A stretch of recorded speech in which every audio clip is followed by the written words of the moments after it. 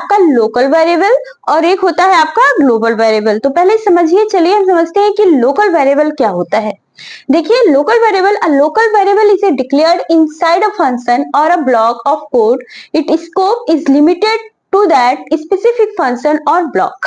मतलब local variable, local का मतलब तो आप जानते ही हैं, जैसे आप कहते हैं कि हाँ, ये चीजें लोकल है जिसकी ड्यूरेबिलिटी कम हो या जिसको हम कम यूज कर सके, वो होता है लोकल। तो सी में भी आपका एक वेरिएबल्स होता है जिसे लोकल कहा जाता है। लोकल वेरिएबल वो होते हैं जो आप किसी फंक्शन या मॉड्यूल के मॉड्यूल के अंदर डिफाइन करते हो। मीन्स किसी मॉड्यूल के इनसाइड जब आप किसी वेरिएबल्स को डिफाइन कर देते हो और उसका यूज सिर्फ उसी ब्लॉक या उसी फंक्शन तक होता है, तो वो वेरिएबल्स क्या कहलाते हैं?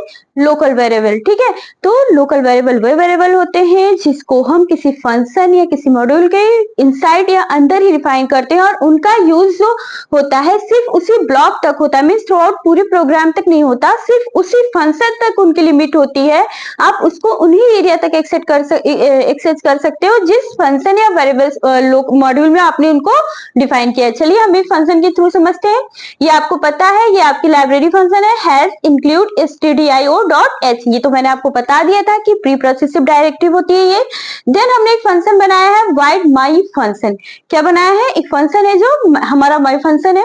इसमें हम एक वेरिएबल डिफाइन कर रहे हैं। वेरिएबल का डेटा टाइप या वेरिएबल किस तरीके का है जो